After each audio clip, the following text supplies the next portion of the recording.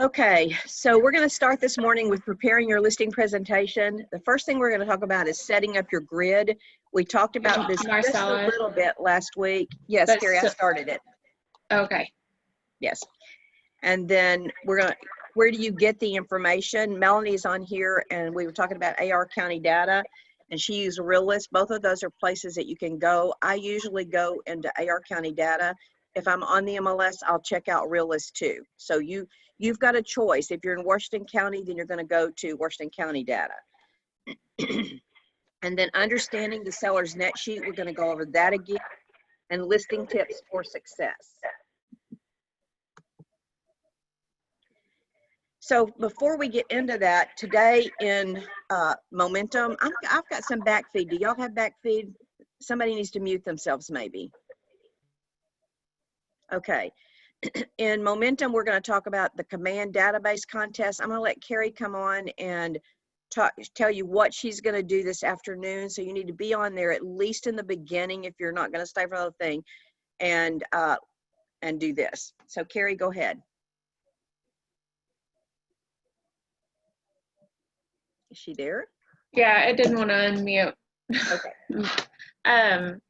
So we're going to start this command database contest. One of the things to get out of or graduate from Foundation to Momentum is to have 100 contacts in your database, which is fantastic. But at what good do they do you if you don't contact them?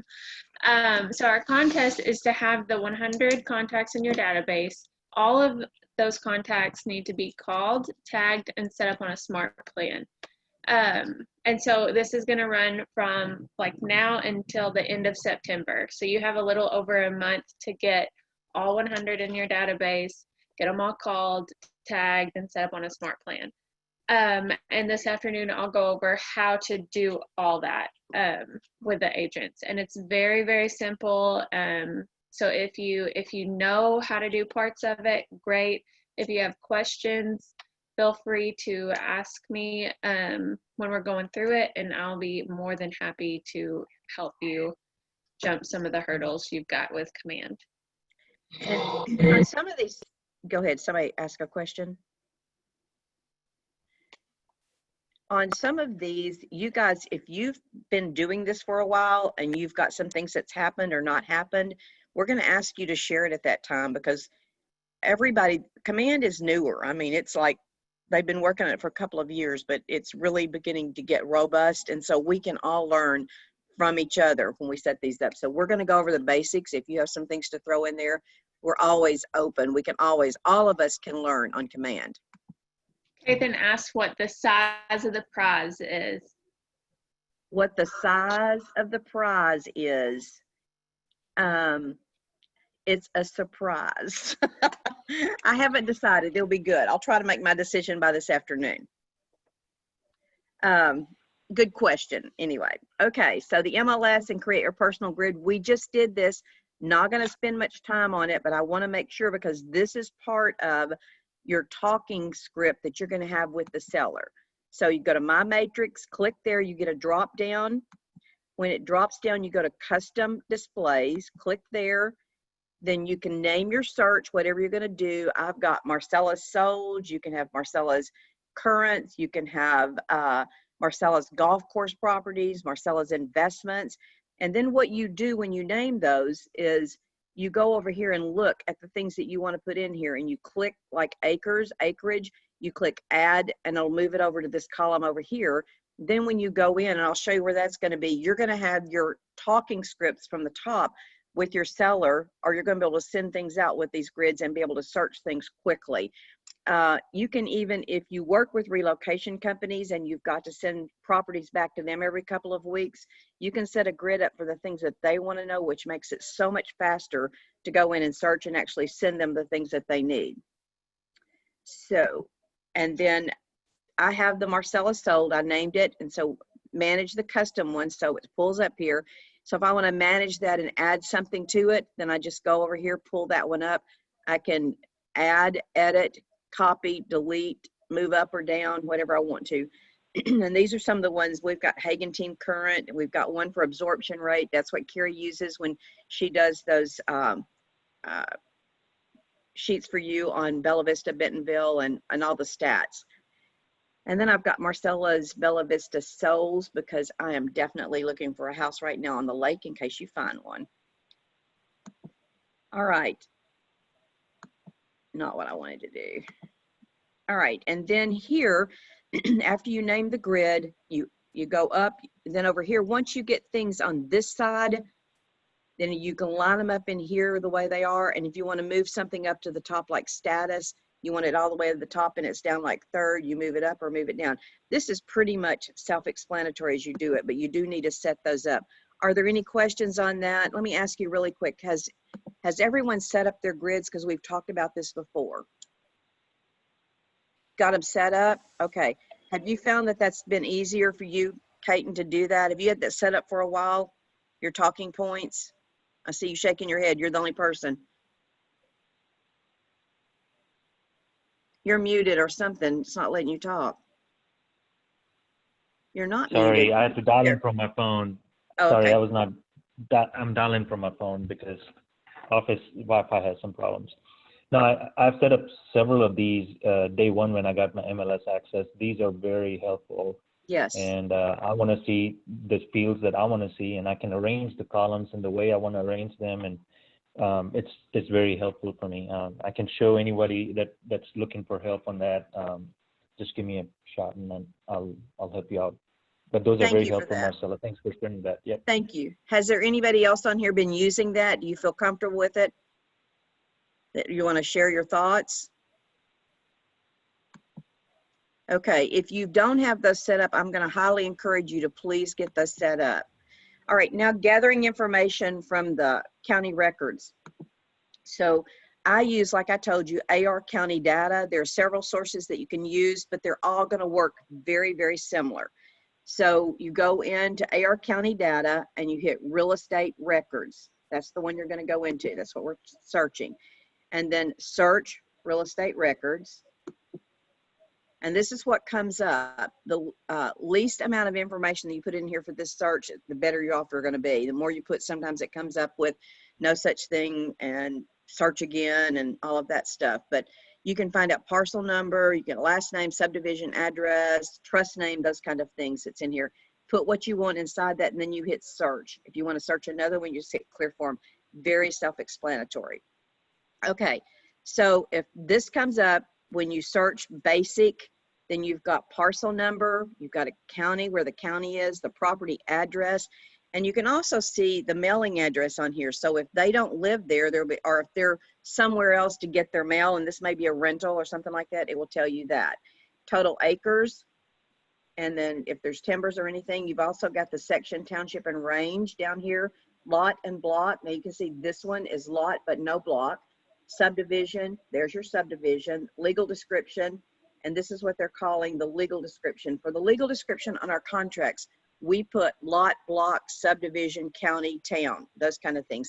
You can add that, you can add parcel, anything you want, but you've got to have those first few things that I described in there. School district, it tells you what school district they're in. Is the homestead parcel, so has somebody filed it for the homestead reduction? Then it says yes, this one has.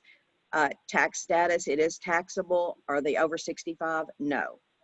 So this basic gives you quite a bit of information, and I would print these things off so you have them in front of you or with you, take them with you on your listing presentation, or use them on your virtual presentation. A lot of times the people that you're talking to have no idea that this stuff is even at the county records or how to access it. I've had them say, hey, can I have a copy of that? So that would be a neat thing for you to put them in a file and just email them this stuff because they don't have it. Okay, then if you go over to sales, here you've got the different sales that have happened. So you see this one started at 05 and the last one was in 13. It was Riggins Construction. So with that said, this is in the warranty deed where it is the book and page. So basically you're not going to need a whole lot out of this. The valuation is on the bottom of that. And the valuation is where you're going to check on here, like they've got this appraised at $42,000 on the land. I'm going to tell you something. The courthouse valuation is not something you want to put your money on. it's okay to look at it, but don't count it like an appraisal. Do your own homework. Do not use this. It also has got the estimated tax with credits down here. It was $3,058 before they added the homestead tax. With the homestead tax in there, it went down to $2,683, and the assessed year on this one that was pulled up was 2019. The next one is improvements, and this is probably my favorite tab that's on there because this gives us a lot of information about the home itself. We're trying to figure out and comp the prices. It gives you a drawing. So one of the things that you can look at with this, once you see the house, if they say, you know, this says that the first floor is $2,196, and it doesn't show anything finished on the basement, so $2,196 is the whole thing. If I get there and they go, I've got $2,396, 200 extra square feet, then I'm going to look and see, have they added some kind of room on the side that the courthouse doesn't have? I can tell you the courthouse is like 100% wrong pretty much all the time. Maybe I shouldn't say 100%, 99.9%. Don't count on the courthouse, especially for square footage and those kind of things. So when you're putting your listing in or taking the listing, always ask the seller, do they have an appraisal? Something, because an appraiser is something that other agents values. It's right, they've measured it.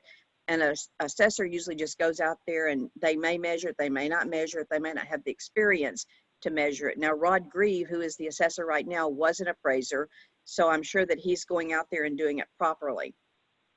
Oops. Let me go back. All right, so are there any questions about this in here on the square footage? Let me stop really quick and make sure you got that. New people, you got it? AR County data, all these tabs across the top are where you're going to search. All right. So the seller's net sheet, I'm going to go over these things before we actually go into the listing presentation. So if you use the seller's net sheet that we have, I've had this for years and years and years. It's really accurate. I mean, within $100 or something, as long as you're putting the right figures in. So if you go to the top up here, you can do approximate square footage, and then you've got the sales price. So this you can take in a couple of different places with ours. Price per square foot, and you can go square footage in here and it will populate the price. So you can change that out. I usually do a high, a low, and an average to have with me. I'll show you how I do that on a virtual listing presentation in just a few minutes. So automatically there's a 6% commission in there. If you're going to charge something differently, then you need to go and change the 6 to something else. It figures your commission. Title insurance is already in there. We use Liberty Titles figures, and so if you're with another title company, you definitely want to check and find out what they're charging for. And generally this is going to be combo title on there. Termite, I have that highlighted in yellow as you're going over this, because this is another talking point that you have with your sellers. You're going to go in and ask them, do you have a termite policy? They're going to go, yes, I have a termite policy. And then you're going to ask them, when was it updated? Because the contract that they're going to get, you're going to explain, is going to ask for a termite clearance letter for 1 year. So if I had my home inspected by termite people in January and they asked me for a termite clearance, it's not due for a new policy until January of the next year. Some termite companies will prorate from January till August and charge me extra amount and then charge me that $150 or whatever they charge for a clearance letter. So it's always, here you need to advise them to call their current termite company and ask them what their charges would be to present a year clearance letter to a new buyer. So, and that's how you explain that. Taxes prorated, I left this blank in here. If you check that and you want to prorate that, that's okay. I use this just to explain to them. Now, have you paid your taxes? Because remember on that tax thing, it said 2019 and it was up to date. So you can look and see if they paid it or not paid it. Here's where you need to have a conversation with them, because if they haven't paid their taxes and they go to close this house, most of the time taxes are escrowed. So when they're escrowed, that means that the mortgage company is going to keep those updated. They're usually going to pay in the spring, sometime in the spring, and get everything updated. In Arkansas, taxes are paid in arrears. So if you sell your home in August, then you're going to have paid all of 2019 And then 2020 from January to August, whatever day you sell it or close it, is going to be prorated on the taxes that were in there.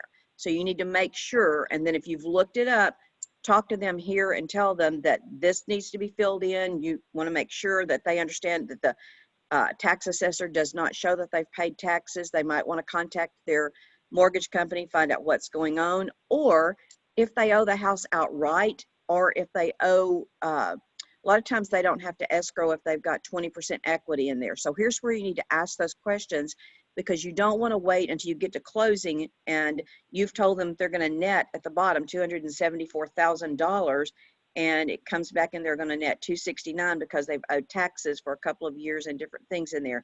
Go over all these things in the beginning so you don't have those problems and something flares up and you end up not closing because of it. Revenue stamps are automatically figured for you. This is Liberty Title, and then their combined fees that they've got in here. This is pretty much what they charge.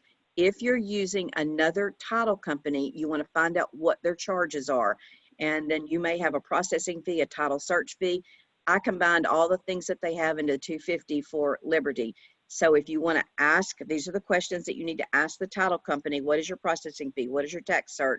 And then you can ask the seller, what is your loan payoff? If they don't know what their loan payoff is, then they can call their mortgage company and they can ask them, say, if I sold my house today and I closed September 15th, what would my payoff be? So they can give them a prorated payoff of everything up to that date. And then you can use that in here to be pretty accurate when you prepare the final net sheet for them. Then repairs, explain to them that the repairs, those kind of things are going to come from the contract. So if you want to add some in here, that's okay. What I would do when you're going in on a listing presentation, you want this net sheet to look as great as possible for that seller. So I wouldn't add a whole lot of expenses on here that you don't know they're unforeseen. If they say, hey, we're going to allow $5,000 carpet and we're going to pay for it out of closing, you might want to put that one in there. Home warranty, if they're automatically going to put a home warranty on there, you may want to put whatever they're going to pay in there, $600. And then if they're willing to pay buyer's closing cost and not to exceed a certain amount, then you can put this in here.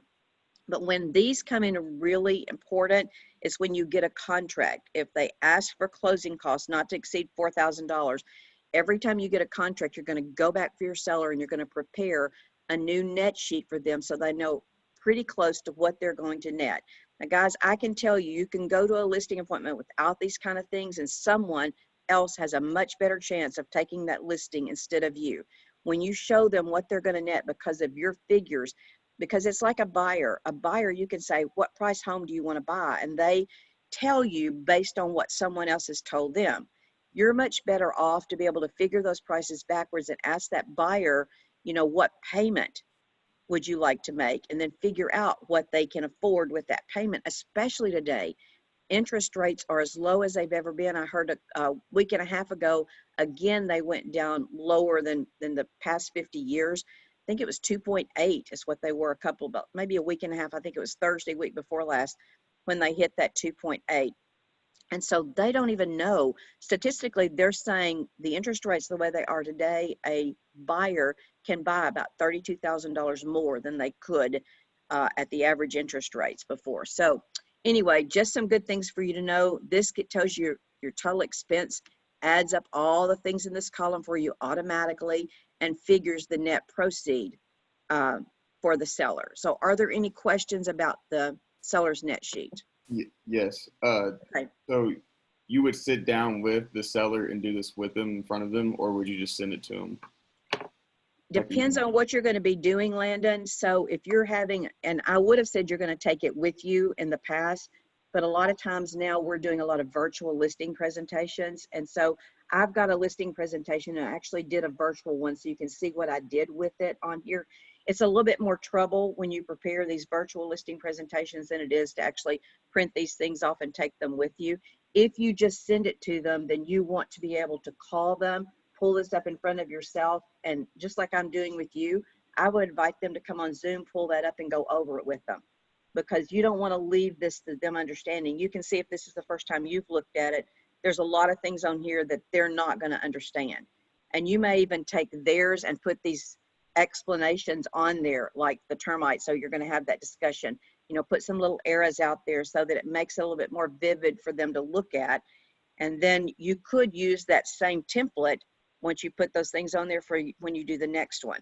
So great question. Anybody else? Hey, Marcel, it's Christian. Uh-huh. For the termite, is that like a required thing here for Arkansas? You know, I would say some lenders have started requiring it and some lenders don't. I can tell you as a buyer's agent, I would always request a termite policy. I mean, they can say they're not going to give you one. If they say they're not going to give you one, then 9 times out of 10, there's probably something wrong with the house and it's had termites, they didn't fix it, something like that. I don't remember seeing a contract in years that did not ask for a termite policy here. But as far as the lender requiring it, all lenders do not require it. It's just something this market that's acceptable here. Good question. So make it, just basically tell my seller this is required. It's asked for, it's something that they need to get. If they don't have it, they can call a termite company and any termite company will come out and do a free estimate. If they get one that says, no, we don't do that, then call another one because they'll come out and do a free estimate and look at it and tell you what it would cost to get a termite policy on it. And then the Okay. title stuff, I just call my recommended title and get basically these prices. If you are using a different title company, then you're going to want to know their prices. In coaching, we're always going to refer back to Liberty Title, and nothing says you have to use them. If I wasn't going to use them, another one that I would probably talk to is Janelle. She's just opened one who is an agent in our market center, and she has an office in the Bentonville Market Center. So very good. She's been in title for a long time. What you want in a title person is just like the reason we use Liberty, and I use that with my coaching and with my team, is because I can get her after hours. I can get her on the weekends. I can talk to her and get an answer for you if you have a problem because I have that relationship with her. If I call a title company that I don't have that relationship with, they're not going to answer on the weekends. They're not going to answer after 5 o'clock, and I'm not going to get any favors. So it does matter who you know in this industry. I'm just telling you that. And if there's some of my team members on here, they will tell you that it does make a difference when you find a title company. And you might tell them, when you interview title companies, you might tell them, hey, I'm looking for a relationship. I'm looking to build an affiliate for my team, you know, and your team doesn't have to be agents. Your team can be you and a lender, a title company, an inspector, the people that are going to be your affiliates that are going to follow that you have a relationship with. Okay. That answer it? Yes, ma'am. Thank you. You're welcome. Any other questions? Okay, so we're going to start in on the listing presentation. I'm going to minimize y'all now, so you'll have to say something. So we'll see if you want to know something. This is the very beginning slide. And on this one, if you're going out to a house that you can get a picture and you can, and the phones today take really great pictures, I would go drive by that house, take a picture of it. If it's ever been listed before, you can use that. You can't use the pictures that another agent has paid for and has put in there. Those belong to them, but just this picture or something so that they know that you care and this is for them. So something on here, if you don't want to put that, then just leave it blank. But it makes them feel good when you pull this listing presentation up and their house is sitting there and it's special. And be sure as you pull the generic listing presentation that's in box on there, be sure and put all of your personal information on that left-hand side. Okay, our goal, you're going to talk to them about your goals to sell your home in the least amount of time, making you the most money with the least amount of stress. 3 important issues that we're going to consider as we go through this listing presentation. 1 is your motivation to sell your home. 2, the price that we're going to set on your home. And 3, the marketing of your home. Now for you guys, I can tell you, I put them in this order on purpose.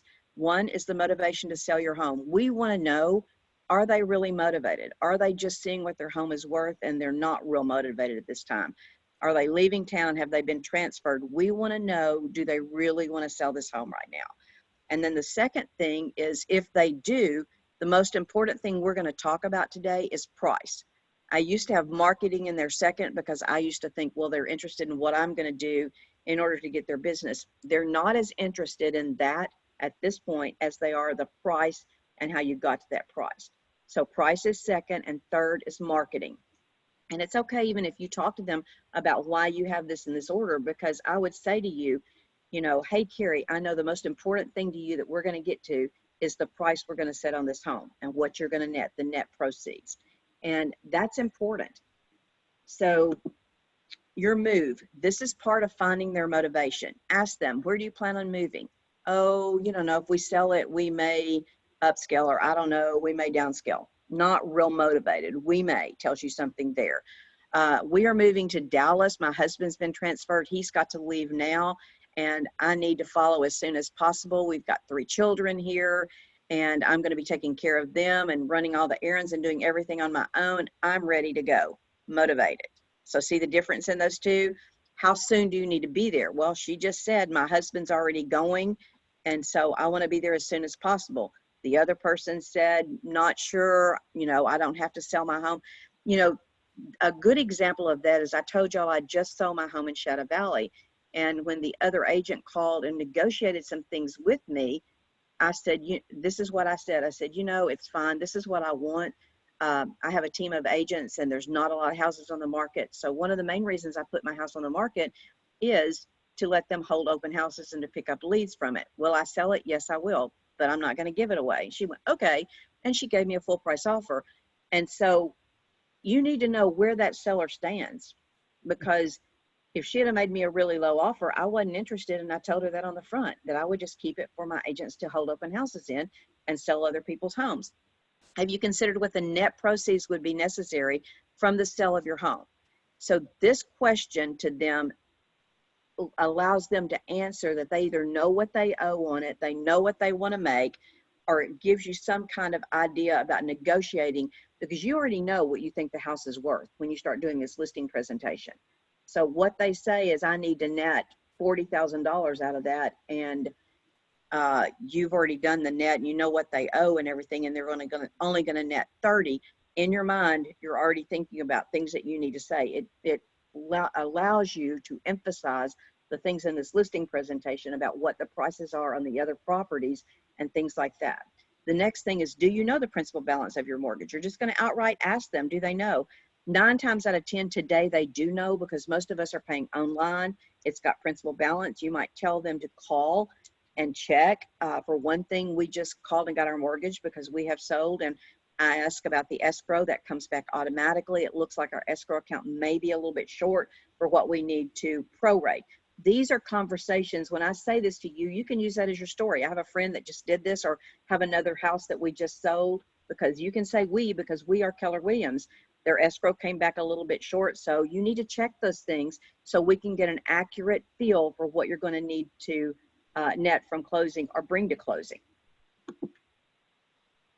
All right, today considering the listing expectations is the next slide. So today, after considering the market conditions, so that's going to be our CMA and where we are, safety to you and your family, and that's important. That's been added in this listing presentation since COVID, because people could have probably cared less about it before that. I know they didn't want stalkers and everybody coming through, their jewelry, their drugs, those kind of things were things that they were concerned about before. But today they're concerned about people coming through and touching their light switches. You know, they're concerned about somebody coming in and sneezing on something in the home and then them walking back in. So there's different concerns than there were. So we want to talk about those things. So today, after considering the market conditions, the safety of you and your family, your home valuations, and our marketing strategy. Again, we've got the same list there. Number 1, you will decide to list your property with us. Number 2, you may decide under current market conditions and your motivation, it may not be the best time to list your home. We used to have a 3 in there, and you can add it back in if you want to. I've left it out of this one mainly because of what the market is conducive of today. 3 was, I may decide not to take your listing. People go, why in the world would you decide not to take the listing? It's okay to throw that back in here, because the answer is very valid, and it happens all the time. It happens in every part of business that we're in. Why would I not take your listing today? It would be because contractually, you and I cannot agree on how we need to set this thing up. The commission, you know, you want more for your home than it's worth, those kind of things. So I left it out on purpose just because I feel like we're in a more sensitive market, and our market conditions are a little bit different than they were when we said those things so bluntly. Number one, there are not enough listings out there, and we want to be able to confidently make them feel like they're number one and we need these listings. So that's why. And then Keller Williams Market Pro Realty COVID-19 safety policy. Again, you guys can go in and personalize this listing presentation. It's in there. So if you want to put your name up there and Keller Williams Market Pro. So in-person showings are still available. Sellers are taking necessary actions to sanitize before and after each showing. So we need to make sure that we tell our sellers that they do need to do that. You know, I would have gloves at the front door. I would have hand sanitizers at the front door. I would ask the sellers to please turn on all the lights. These are things that you talk through as you go through this listing presentation. Tell them things that how you have prepared this house and how you have prepared the seller for showing of this home. Then tell them you can electronically sign all documents from the comfort of your home. Again, if we're doing this presentation virtually, they're going to understand that we use technology, we're comfortable with it, and we can sell their home with technology. I have one closing this week that I did the listing presentation virtually. I went over and listed the home. They were not, I looked through the home. They were not there. I was by myself. I have never met the sellers. I've talked to them. We feel like we know each other. He gives me raving reviews. He likes me. That's what y'all want to hear when they do that. But we are closing this week, and I've never met him or his wife person to person. And so is that possible? Yes, I'm telling you it is. So we are limiting the number of people. Buyers agents have been given safety instructions before entering any home. Make them feel like, I mean, we've got that in the MLS. Please wear your gloves, please wear your mask, all those other things. Be sure that they understand if there's someone in the home that is susceptible of catching this virus, and you know, it would be traumatic. A mother, a father, a grandmother, someone that's in there, tell them we'll put a sign at the front door that, you know, there's someone in here that's susceptible to this, and would you please wear da da da da da. So you can put that at the front door, right inside the front door. If you're going to contact the agent personally, they make the appointment through Showing Desk, you're going to contact them personally. However you're setting your business up, this is the place to explain to the seller what you're doing and how you're going to accomplish that. Then talk to them about contracts. When we get those contracts, all contracts can be presented in person or virtually. That's what I just talked to Landon about with his question a few minutes ago. So if they're comfortable, we can go sit down with them. I would still, because of all the mandates, that's the state mandates that we're supposed to wear masks and those kind of things, I would wear a mask if you're doing it in person, and I would sit within 6 feet of the people. Now, what they're saying today, just for your information, is that if you're within 6 feet of someone with no mask for 15 minutes, you could be susceptible to catching something if they had it.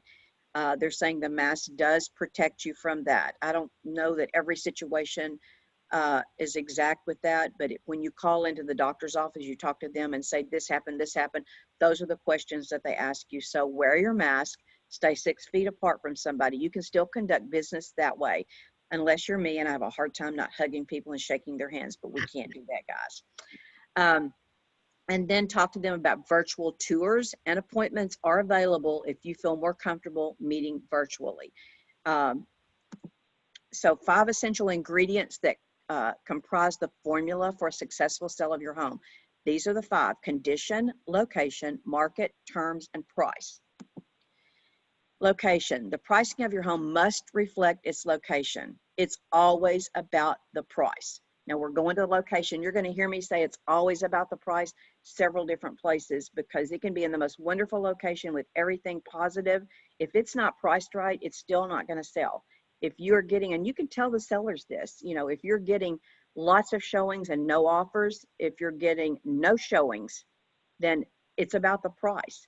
And even if it's a golf course community, or you've got a house on the golf course, and this talks about that a few minutes down here, that if it's on the golf course and it's the very same house that's built in a subdivision that's not on the golf course, you are not going to get the same amount of money for the same house that's in the subdivision without the golf course as you will with the golf course community or a lake or water or something like that.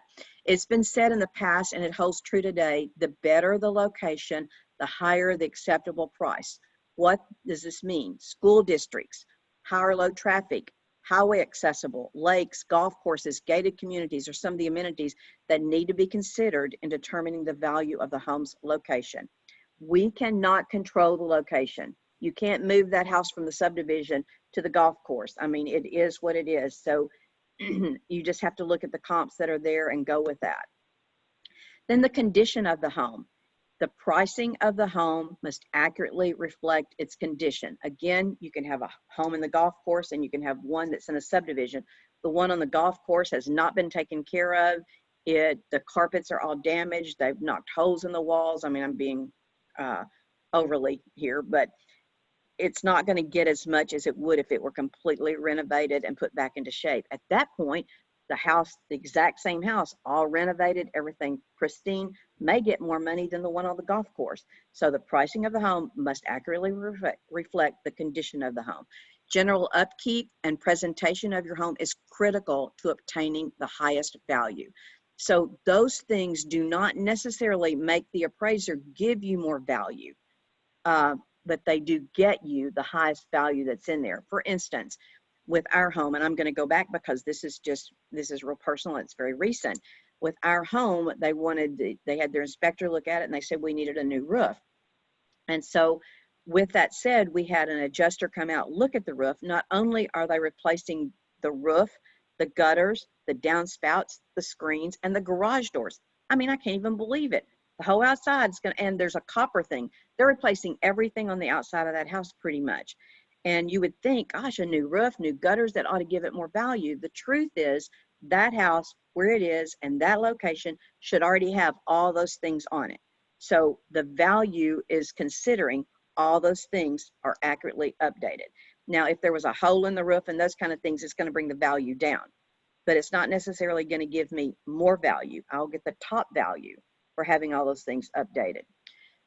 These are things we just talked about. The roof, the plumbing, the carpets, and paint all relate to the condition. All of those things do.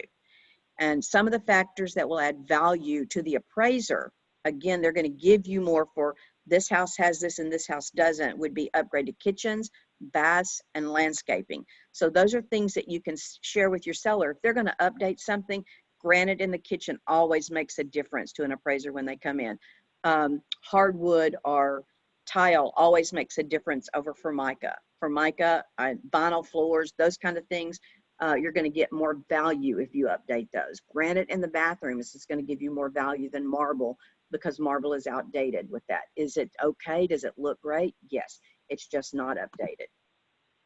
And then the market, recession, inflation, interest rates, mortgage availability, completion, and the public's perception to the general economy all make up the market.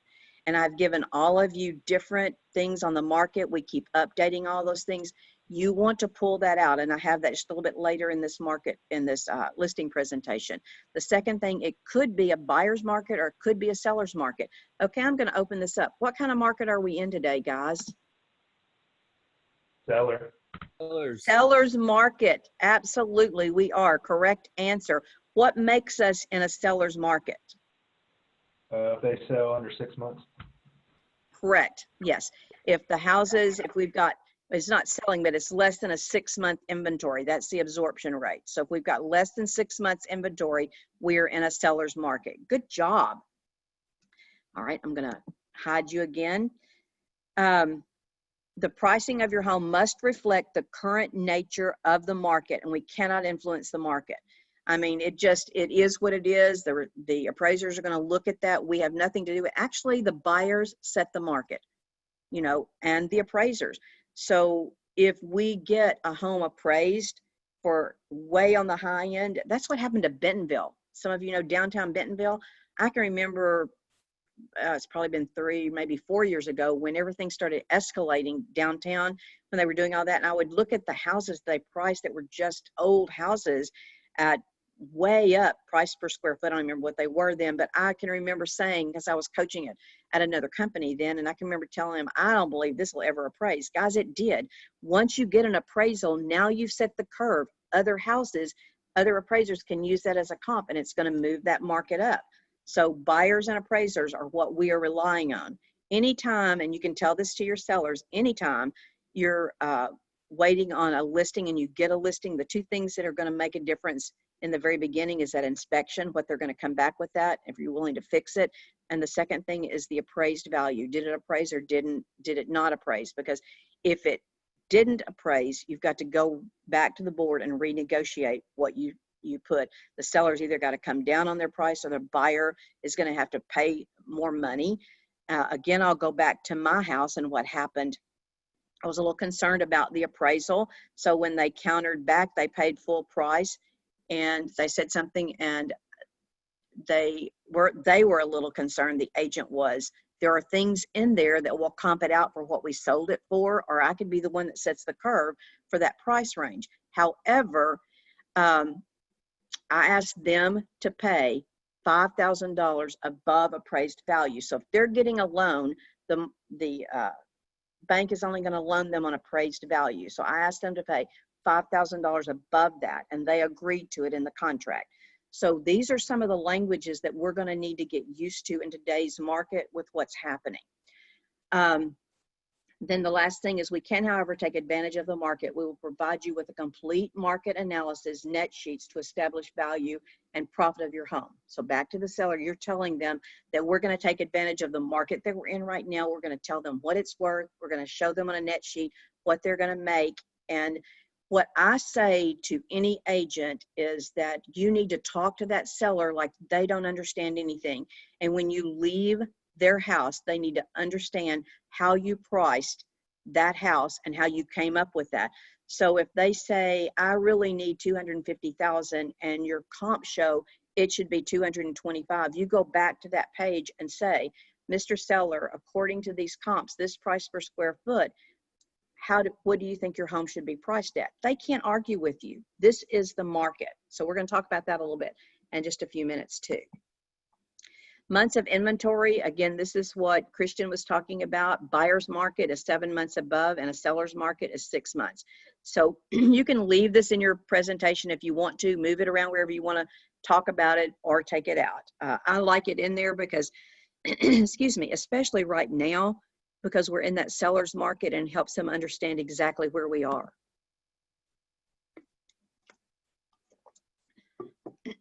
Okay.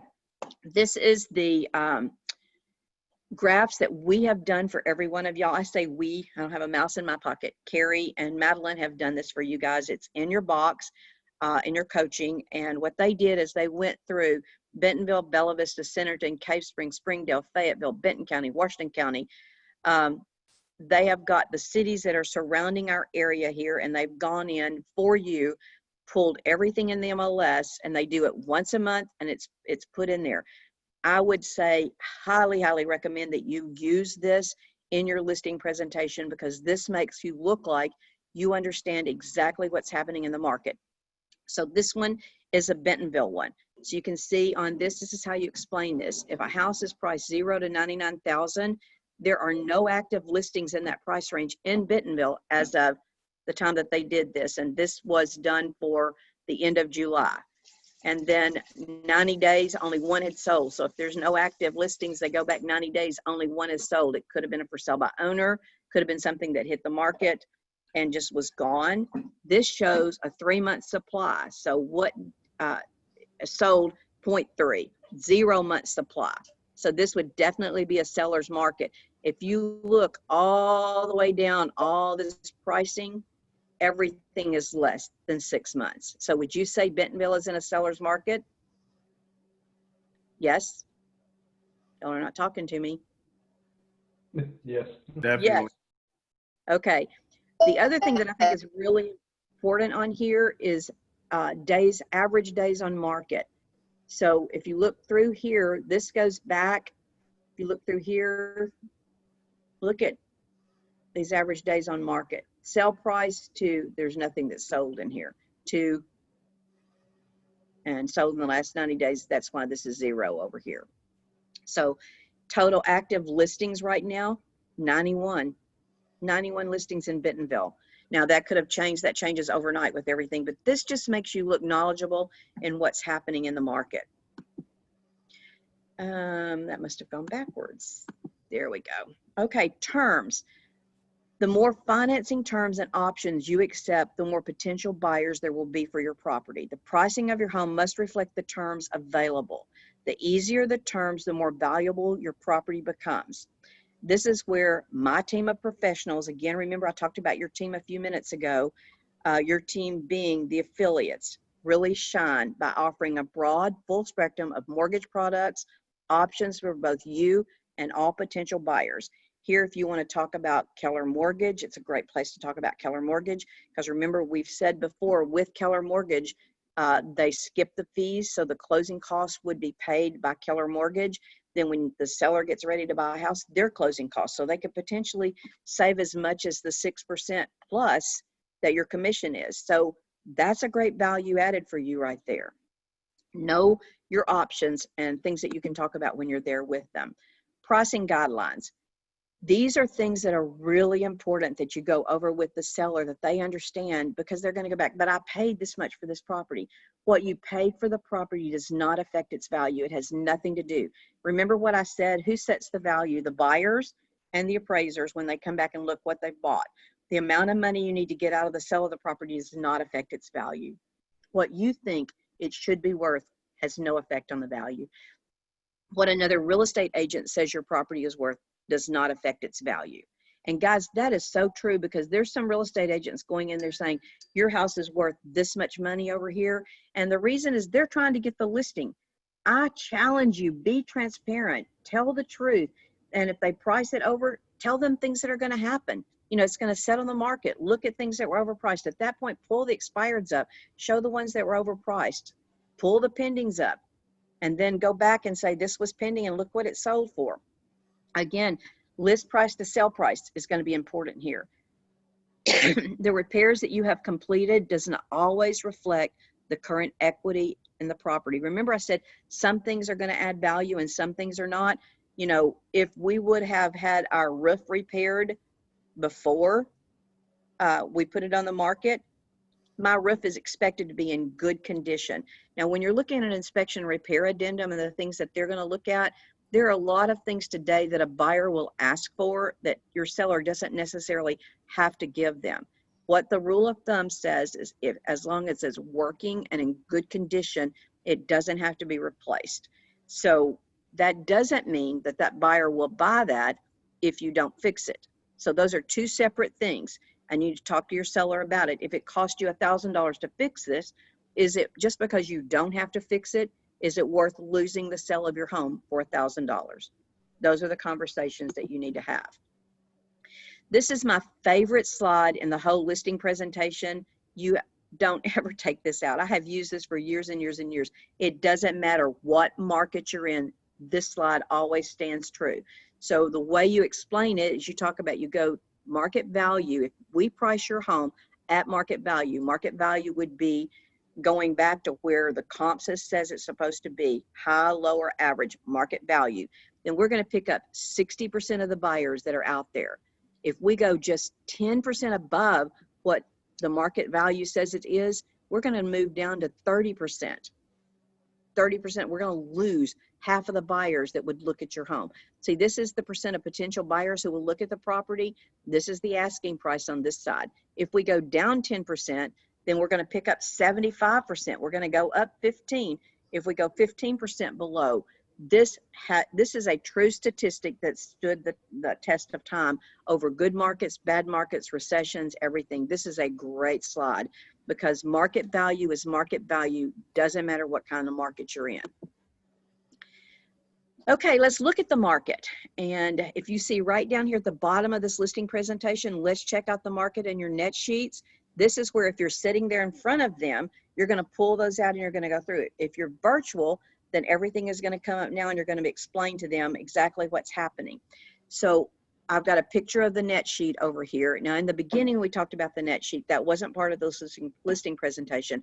So here the seller is going to see the net sheet over the side, not where you explain it. You're just going to say, that's just to remind me to tell you that we're going to talk about those.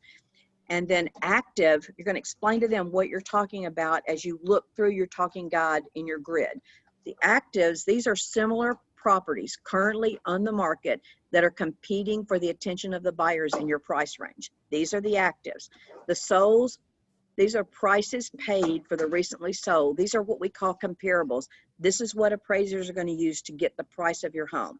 Expireds, these are comparable homes that did not sell, showing what buyers have not been willing to pay in today's market.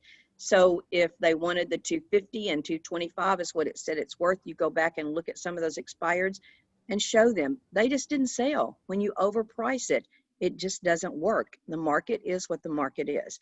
And then pending homes, these are the ones that are under contract and are not comparable yet. And generally, you can't find out what a pending actually sold for until it goes sold, because that's not public knowledge. It's not an active, it's not comparable. The only thing you can get is what it's listed for and know that somebody made an offer. Could it be 20 or 30,000 below? Could it be 20% below? It could be any of those things.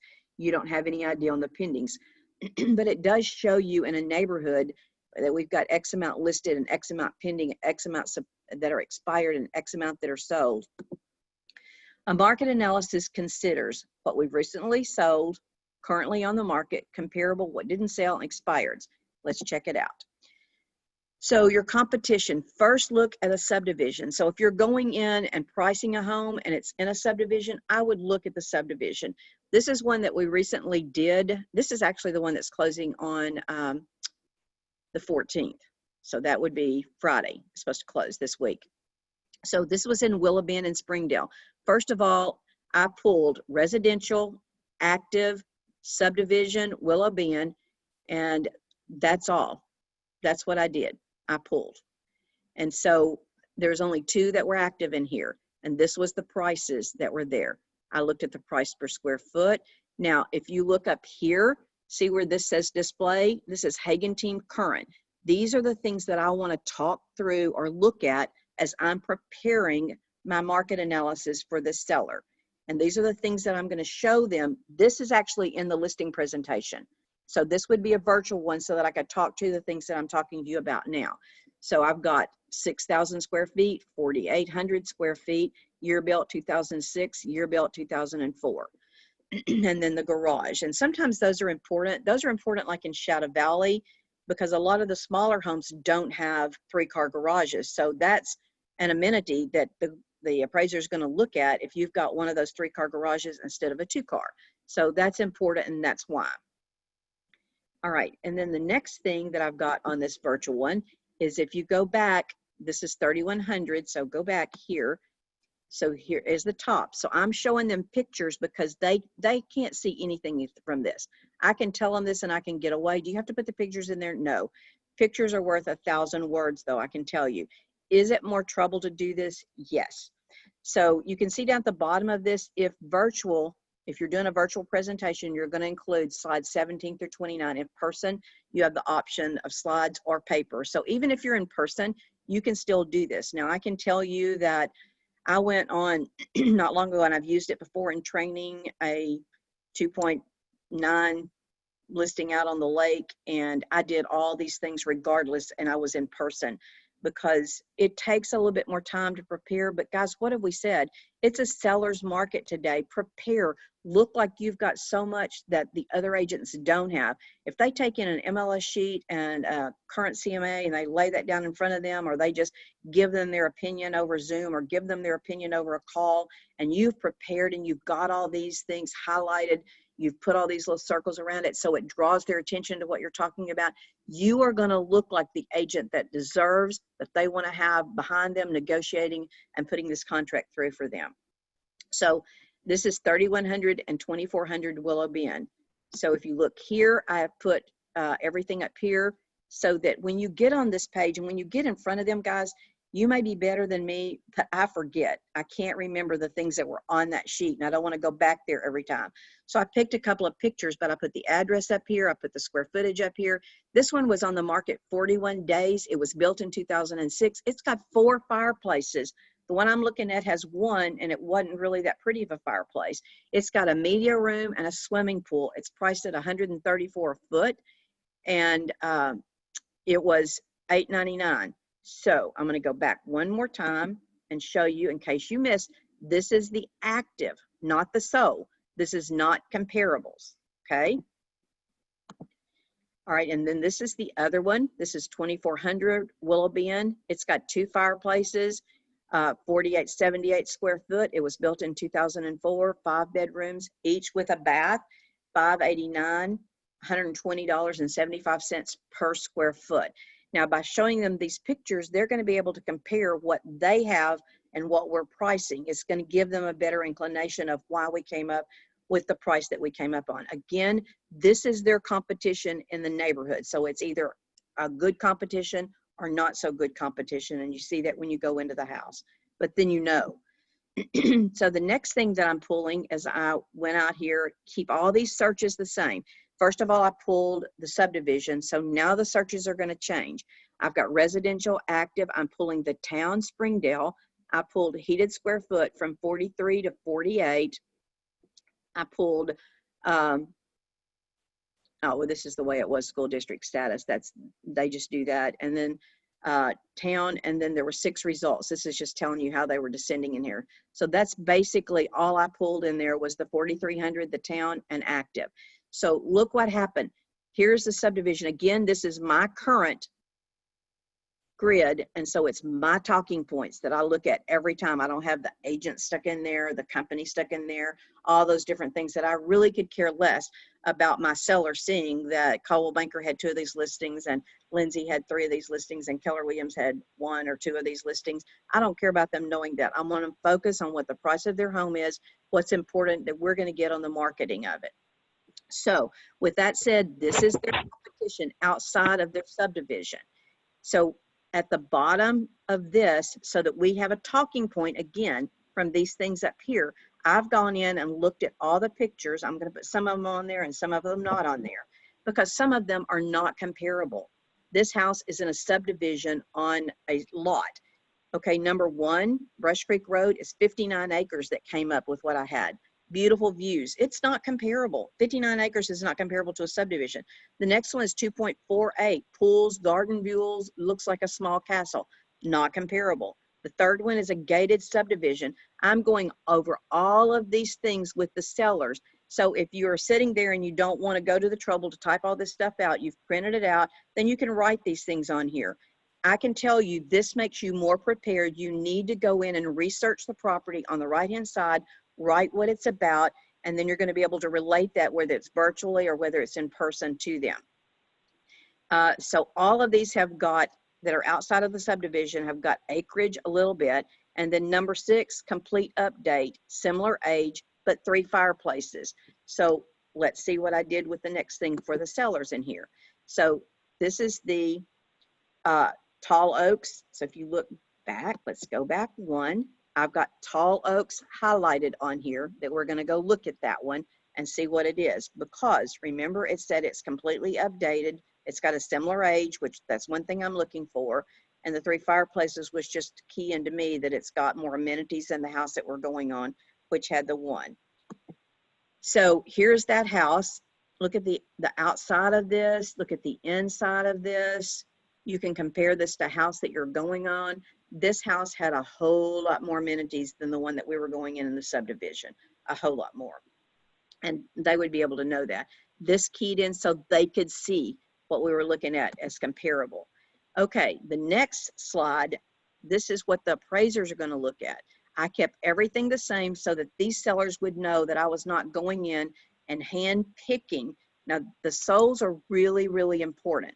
The actives, remember I said that's your competition. That's what's in there that they're going to be looking at when they're looking in the same price, in the same square footage, those kind of things. They're pulling it up for agents to show. The solds, this is what an appraiser is going to look at to get the price, to price their home after it's sold so that it can appraise out. So here's the status, highlight that so they can see that. This is the address. They're all in Springdale. This tells me what subdivision that they're in. So you can sort of picture where they are compared to the subdivision that you're looking at. This tells me list price. And again, look at the grid. I've got Marcellus sold up here. So these are the things in this grid that I want to talk through with the comparables, the solds that have happened to compare their property to. Again, I ran Marcella, Yes.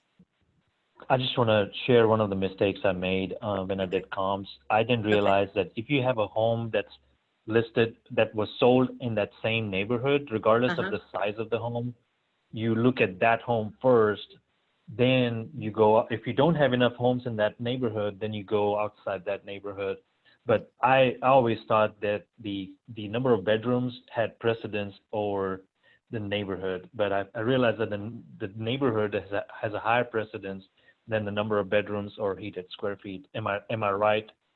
Okay, that, yes, remember I looked at the subdivision first and there were two that were in there. If there is a subdivision, Kaiten, I would always look at it first. Always look at it first. Yeah. Doesn't mean that if that house is a brand new house and yours was built in 2004, that house is 4,000 square feet and yours is 2,500, it probably is not comparable. Are they going to look at it? Yes. But I would not use that as one of my comps to adjust because you're not an appraiser. But you do want to look in the subdivision first because an appraiser is going to look there. If there's enough, and enough would mean if there's 3 that has sold within the last 180 days, they're going to pull from that subdivision first. They might look outside of the subdivision and see if they can adjust it up some because of something that's outside that's comparable, but use the subdivision first. Yes. Great observation. Anybody else have anything they want to ask or say at this point? No, thank you, Marcel. I just want to share my mistake with everyone. Yeah, that's good. All right, so we look at the souls. Again, this is my grid that I use on Marcellus souls. So everything that I talk through consistently every time is on here. Again, I kept this the same square footage. I did Springdale and sold. I did 180 days out. If there's not enough in 100 days, 180 days out, I might go for the whole year and look. If there's too many at 100 days, 80 days, I may go down to 60 days. So depending on what you find with that, those are the ways that you search that. Okay, this one was sold in April of 2020, Thornberry, and if you see the pictures that I picked, the house that I'm looking at does not have a swimming pool. A swimming pool is not going to necessarily give it a whole lot of value other than it is desirable to some people and not desirable to the other people. But I showed it because you can talk about it there. An appraiser is going to give about $7,000, $8,000 value over an adjustment for a pool. So it's not going to give it much value. This house that I was looking at had a fireplace in the corner. The room was really big. It was not just like beautiful. The fireplace did not add to the amenities of that home. If you look at this one with the 2 fireplaces, this is a huge room, pretty floors, beautiful built-in open area. This is going to add value to that home.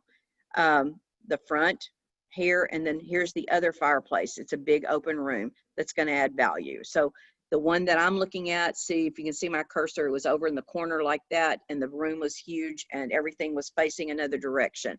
So they could easily see, and they knew, they even said our fireplace should have been moved to the center. And a fireplace is a focal point in a room, and it's going to give you a lot of emotional value when somebody's looking at it, or not much emotional value when they're looking at it. Here's another one. And you can see here that this one was a golf course and it was completely updated. Mine's not on a golf course. This one sold at $119 a square foot, $550. Look at the media room down here, how they have that. Look at the bathrooms, everything updated. Again, these pictures are going to make a difference. Here's another one. So I went through each one of those that I had that were comparable because I only had 6 that was in there. So square footage, this is what it was listed for 122. It sold actually for 130. It was on the market for 177 days. It was built in 2009. Let's look at the back out there. It's got a media room. It's on a golf course. Again, the emotional value. Sometimes built-ins like this take away from the emotional value. They like TVs above their fireplace so they can sit around all that and have conversations and watch TV if they want to do that. This house probably evidently was using the media room for those kind of things. So just some things to look at. Now this one was 4061 Legacy. This is another way that you can show those. You can see here the things that I pointed out to them was sale price per square foot was 113. List price on this one was 132. So they were considerable less on what they got for the house than what they listed it for. The days on the market with this was 134, which is a pretty long time in today's market. It sold in February and it was newer. It was built in 2017. Mine was built in 2004. This is how I display the net sheets. I'm not going to spend a lot of time going over this, but the things that I point out to the sellers on these is, and remember I told you I do high, low, and an average. So here's $109 a square foot. I felt like that was high. Here's $105. You can see net was $457, $440. And then I went to the next one and the color is on that. And then this one was $100 a square foot. Actually, this is the one that I felt like they needed to go with for $48.9. They actually listed it for $474.9, and it's sold. It's closing this week, so I can go ahead and tell you it sold for $460. So we were pretty close in there with where. Let's look back. See, they were right in between all of these. So today, in today's market, guys, you are going to get closer to the high end than not if everything in it looks proper. Okay, yes, I got go ahead. So is that like a template on Box, the net seller sheet that I can pull? And Yes. Okay, cool. Yes, the seller sheet is on there and it's got several. If you have any questions, just let us know. But yes, it's there so you can play with it. You can send it out, let your seller play with it if you want to. I don't normally do that unless it's somebody that I have a great relationship with and they want to go back and forth on that. So yes, there's a it's in Box under working with sellers. Information sources that buyer use, you want to go over this, and this goes back from 2006 to 2019. NAR updates this every year. So we'll get 2020 at the end of the year. So you can see online website in 2019 was at 93%, goes all the way down here. You can see these are very low. Now this is the sources that the buyers use to go look for their home. The next one, and there's a difference, and I'm going to show you this is where buyers found the home that they purchased. So the first one was the source that they used. This is actually where they found the home that they purchased. So in 2019, 52% of them found the home that they purchased on the internet. 29% found it with a real estate agent. So you can see here, we've got over 80% of the people that found their home with real estate and internet. Yard signs, only 6%. You can see the rest of this goes way down. A lot of times we put a lot of value in home, book, magazine, print, things like that. Very little. And so what you say to the sellers when you're talking to them is that they want to know, will you advertise in the paper? Well, you can show them that less than 1% of the marketing money that you spend in the newspaper actually comes back where the buyers found their home. So Mr. Seller, I know that what you want me to do is to sell your home in the least amount of time, make you the most money with the least amount of stress. You expect me to market where the buyers are looking. Today, that's with the internet and with other real estate agents. So I market my listings to all real estate agents that are out there. And then the yard sign's right up there. I mean, you want a yard sign.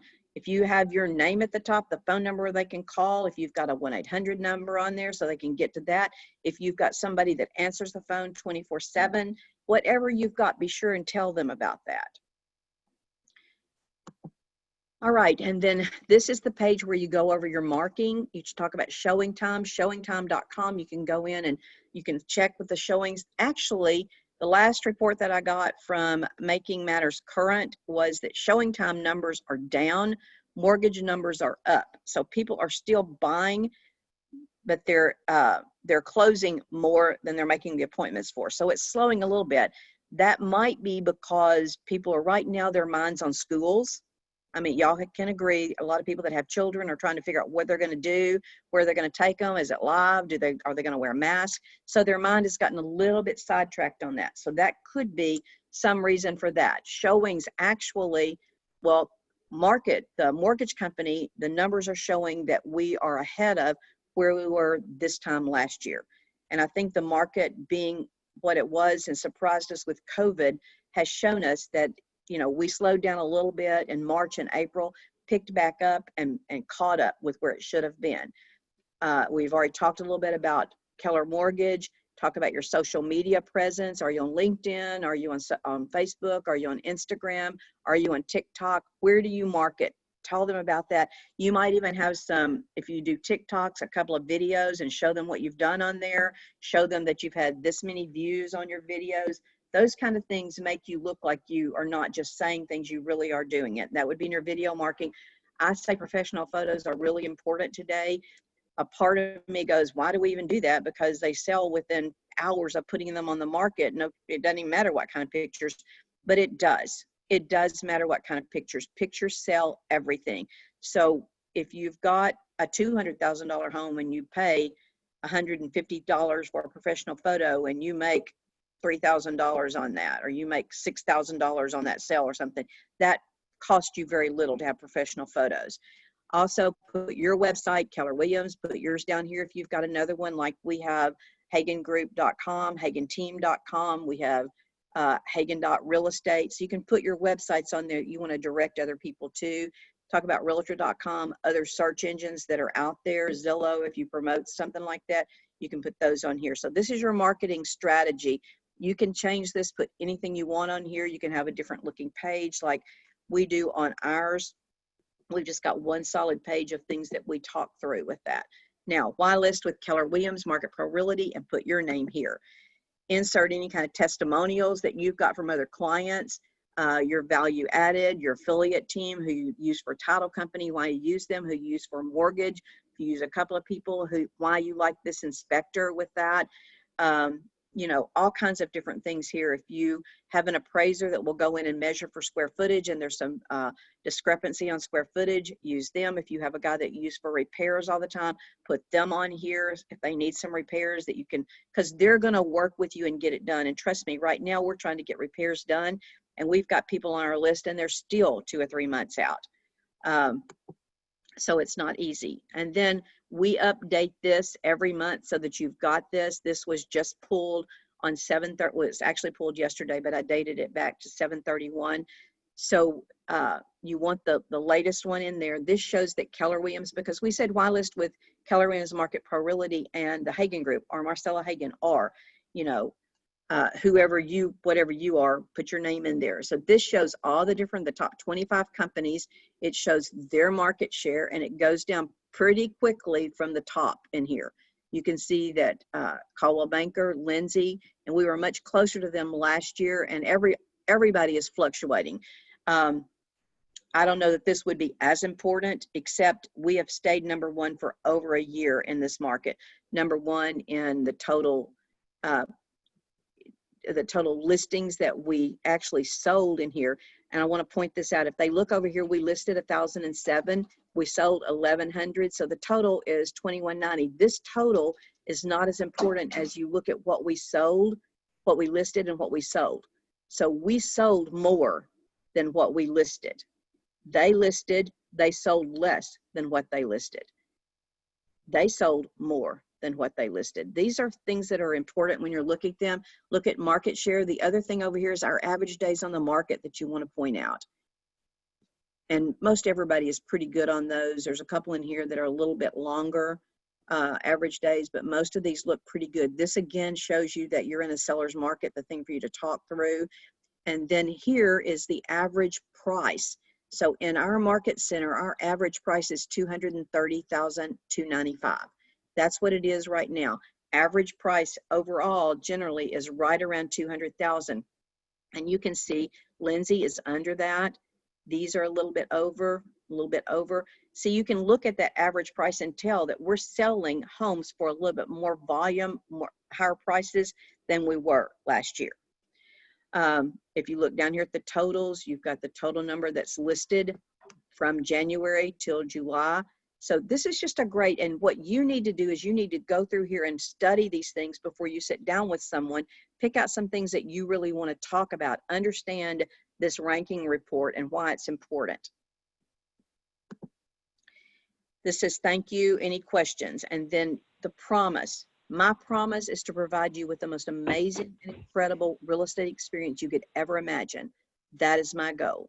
And we've got a contract up here. That's to remind you to say, are you ready to sign your contract? Don't ever, ever forget to ask for the business. You can go through the most beautiful listing presentation and go, have you got any questions? Nope. If you don't ask for the business, you're not going to get the business. Are you ready to sign a contract with me? Okay, let's review. Set up your talking points in your search. So that's your search grid. Search the county records for the owner information. That was the second thing we went over. Look the seller's address up in the MLS to see if it's ever been listed before. Print this off for your file. Research the sellers. Go to Google, go to Facebook. Look and see who you're talking to, because sometimes you may not know. Decide what criteria you want to use for the current, sold, pending, and expired. So are you going to use 90 days out for sold? You have to go 180 days out. Look at all your CMA stuff. Prepare the seller's net sheet. I'll say it again. Don't ever, never go on a listing appointment without a seller's net sheet. Most valuable tool that you're going to take, or one of the most valuable. Get the forms organized and the things that you want them to sign that you're going to have them to discuss. Don't go, I'll get it back to you. Have it in there. Upload it so that you can show them an exclusive listing contract. So you can go over those things with them. So you need the exclusive listing contract, the buyer's contract, because you want them to be prepared to go over that with you, so that when you go get that contract, you can send it to them and they're already experienced with the things that you're going to talk through on those paragraphs of that contract. So have all that organized, prepare those listing contracts, have it ready so you can just send it out for the signatures. You might even send it out before and say you have that in your email box. So if you want to open it up, we'll run through that, see if you have any more questions. And then review your listing presentation and make sure you have everything on here. These are the things that you need to have ready in a listing checklist here. You need the contract, have an AHS protection plan, something you can talk to them about, or whatever protection plan that you decide to use. Title company discussions, what title company do you want to use and why? An escrow information sheet. This is where you're going to get their information sheet about their mortgage, things like that, that when this goes under contract, you're going to need to send that to the title company along with the buyer's escrow information sheet. The seller's net sheet, lead-based paint disclosure, if it's applicable. If the home was built 1978 or earlier, then you're going to need that. Seller's property disclosure, really important. If you get an offer immediately, you're going to need that on file so you can send that out. You can put it as an attachment in the MLS. Then you need the residential real estate contract. We just talked about that so that you can go over it. So they're going to know what to expect. Be sure and talk to them about the inspection and repair. Tell them that if you were the buyer's agent, you would tell the inspector to find everything that they can find about this house, because you're paying them to inspect it. Doesn't mean that everything has to be fixed. That's the same thing if you're a buyer's agent. You tell your buyers, we want to keep this list of things that you wouldn't buy this house if this wasn't fixed. So have that conversation before you actually get that inspection and there's 10 things on there and they freak out and go, I'm not signing that, won't even look at it, and they're insulted.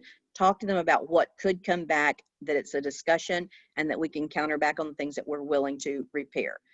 And then MLS input sheet, you've got to fill out one of those to get it into the MLS. Even if someone's putting it in there for you, you're getting that information. So it's a good thing to take it with you. Know the square footage, the home inspectors, contract to close information, and showing instruction form. Those things need to be in there. Price the listing right. Don't take it overpriced because you know what's going to happen. Why to go to the trouble to prospect and go on the appointment and take an overpriced listing that's going to sit on there and the sellers are going to be unhappy with you? We're telling them that we're in a seller's market and everything sells. Price it right. If they do go over, and when you get an offer, explain to them, I'm going to list it here for the first 30 days. If we have no showings, or if we have a lot of showings and no offers, then you're going to agree that we're going to have this conversation again, and we'll be ready to reduce that price at the end of 30 days. And put that price reduction form in your pre-listing package, or take it with you on the listing, or have it with you on the virtual so that they can see and have them go ahead and sign that. Say, we're going to reduce it to this price after 30 days. And then you remember to put it on your calendar to go in and reduce that to that price. Doubt and fear are the greatest enemies of knowledge. We want to be successful, so don't doubt yourself. Don't be afraid to make these phone calls. Don't be afraid to knock on those doors. Don't be afraid of that seller that's out there. Our will to move forward with confidence comes from the knowledge that we have from going back through this. I would listen to this video over again. Live your life by design. Decide what direction you're going to go, what you're going to make, and you hit that plan, not by default. So, are there any questions? We got through at 11:21. I'm excited. Let me stop sharing and put you guys out. Do we have any questions on this? What is a good takeaway? What's an aha that somebody got from this today? It wasn't really an aha moment, but I did really like the net seller sheet. It's just being transparent with your seller helps them trust you, and you can develop a really good relationship off that. So I just found that really helpful. Good. Thank you for saying that, Landon. Anybody else? What's something that you took away from this or something you have a question about? Everybody else is perfect? You already knew all this? Thank you, Courtney. I like that little head that you're shaking in there. I'm watching you. I guess it's not really a new takeaway, but I'm getting to experience the other side of your creation, your like verbiage to the contract. So it's been a learning Yes. experience. Yes, thank you. And that does make a difference. If you learn, you know, I've got the experience of closing. I'm closing the whole time I'm doing this listing presentation. The questions that I'm asking now, Courtney is on my team and our listing presentation looks a little different than this, but it's basically got the same information in it that you guys have. So it's just got more team stuff in there. Anybody else got any questions? Marcel, I just have a comment. So I've seen this presentation two times before, Mhm. and every time I look at it, I pick up on something that I was like, I didn't hear this last time. Mhm. And, you know, just the importance of knowing the market is so important. Practicing this presentation is one thing, but what's going on currently in the market and why this property, you are the right person to help them sell this property. How do you come across confident with your numbers so that you can say, here's the range that we can sell? And I think for me that was a takeaway today. Good. Thank you for saying that. That's really important, Caton, because if you're talking to me about listing my home and you can talk to me about what's really happening in the market, that you know, if you're in Bentonville or we're in Bella Vista, it doesn't matter where we are, and you can show me in every price range what's been listed since the first of the year. And even if you go back over the month and do that, but from the first of the year is all that's really necessary because we're doing that for you. I mean, guys, there's not a reason why you don't go in there knowledgeable. We're doing everything for you at this point. I have a comment. Yeah, okay. I want to say that knowing that information is probably the biggest thing y'all need to learn right now, because they're going to ask questions. And if you can't give them a percentage or an about or something for a different area off the top of your head, they're going to look and go, well, we want somebody who knows this stuff better. So the best thing y'all can do is really look over those numbers weekly, monthly, however you want to do it, but at least be able to give them something. If you can do that, they really respond well to that. If you don't, you're going to feel like, oh, I couldn't answer that question, and it's going to be really tough for you. So if you can figure that out and answer them on the spot, it's so much better for you as an agent. They'll really appreciate your knowledge. In case some of you don't know, I introduced Melanie a little bit earlier. She is in our market center. She's from Louisiana. She's been an agent how many years, Melanie? Since 2012, 13, somewhere in there. Yes. And she's still coming back for coaching and learning and those kind of things. And so I appreciate her being here and her input. It's like Caton said, if you listen to it and you hear something different every time. You may hear passion in a different area that we're going over. And actually, I need to update. I changed a few of the words on this presentation from the first one that I did it, just going back through it myself. So we're all constantly learning about what's happening in the market and what we need to say. So anybody got any more questions or comments? Well, I hope to see you this afternoon. I think you're going to enjoy. Has everybody taken the personality profiling thing that we sent out? Did everyone get it? Is there anyone on here that did not get that? I can't see. Andy, you are just a little picture. Mackenzie, you are just a little picture. Caroline, Heather, Justin, y'all got it? I don't believe I got it. You do, or you didn't get it? Doggone, you didn't get it last time. Carrie, can you check him? And Yeah, what's your email? Christian Carter at KW.com. yeah, we did this. I think you've got the right email because I even sent it to you too.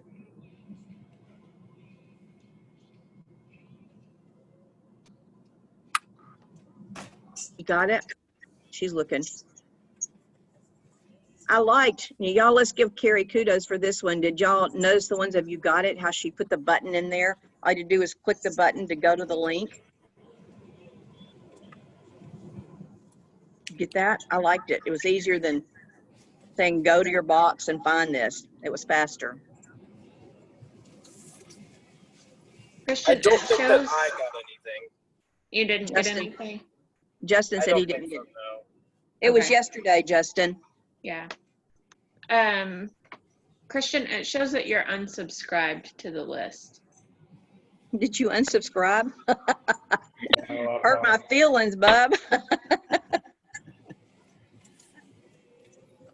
Of all the people to do that to. Right. Hi, Mackenzie. Look at you. You're real. that for me, Carrie? Do what? Can you resend that for me? I don't know why it's unsubscribed. Yeah, I think I fixed it. So next time I send out an email, you should get it. Okay, If can you send that one, resend that one so he's got that? I can forward it to him from my Yeah. personal email. It won't. Okay. I was gonna look for Justin.